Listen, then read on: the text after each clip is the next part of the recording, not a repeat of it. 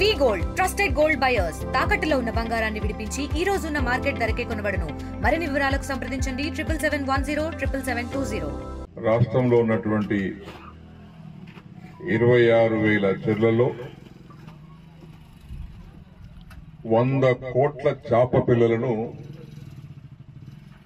100% సబ్సిడీతో ఉచితంగా 100% సబ్సిడీతో చేప పిల్లలను చెరువులలో వదిలిపెట్టేటువంటి కార్యక్రమంలో భాగంగా మన బాన్స్వాడ గ్రామ కలికి చెరువులో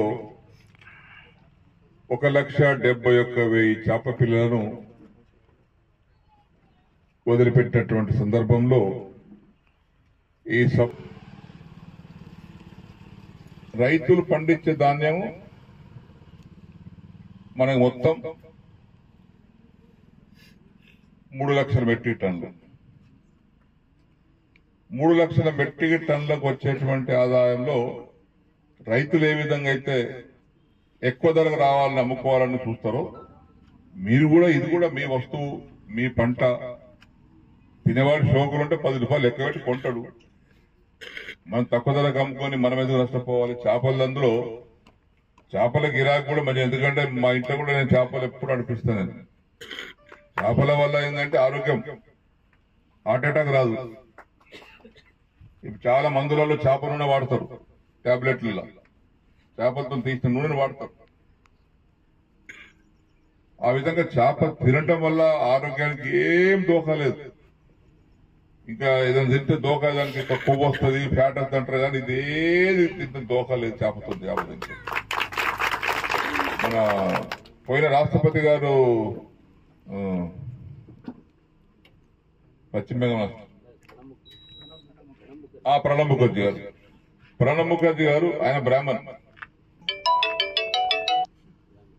కులం రీత్యా బ్రాహ్మణ్. మంగళవారం మినాయిస్తూ ప్రతిరోజు చేప తినేవాడు. ఇప్పుడు 100% చేపలు ఫిష్ సబ్సిడీ ఇచ్చేది నాయం చేసింది.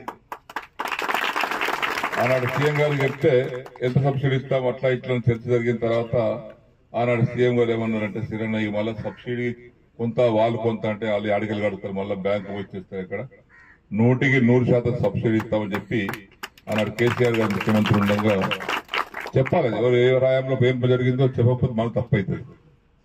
కాబట్టి ఆయన సహకారంతో ఆనాడు 100% సబ్సిడీతో ఈ స్కీమ్ మొదలైంది. భారతదేశంలో 100% సబ్సిడీతో స్కీమే లేదు, ఎక్కడ లేదు, తెలంగాణ తప్ప. అదే జూపల్లి కృష్ణరావు గారు పంచాయతీ మినిస్టర్ ఉండే, శ్రీనివాస్ యాదవ్ అని జిల్లా మత్స్య కార్మిక సంఘం నల్గొండ అతను ఉంటే, ఇద్దరు కలిసి పోయి వసతి మినిస్టర్కి ఫోన్ చేసి చెప్పిన, ఇట్లమ్మా మా వాళ్ళు వస్తున్నారు, నేను ఆల్రెడీ గోల్డ్ ఇచ్చేసిన 6 కోట్ల సబ్సిడీ మాకు ఇచ్చేయమని చెప్తే పాప ఆమె 6 కోట్లు మన స్టేట్ కి ఇచ్చింది.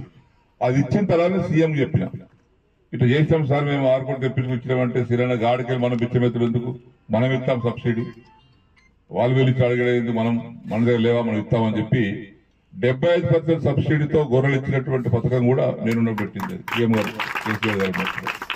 చరిత్ర సృష్టించినోడు ఇప్పుడు ఆ చరిత్రని తిరగరాయబోతున్నాడు. అబద్ధాల గోడల్ని బద్దల కొట్టి నిజాలను రాగా మీ ముందుంచబోతున్నాడు. నిజమైన వార్తల కోసం వెంటనే డౌన్లోడ్ చేసుకోండి రా యాప్ని.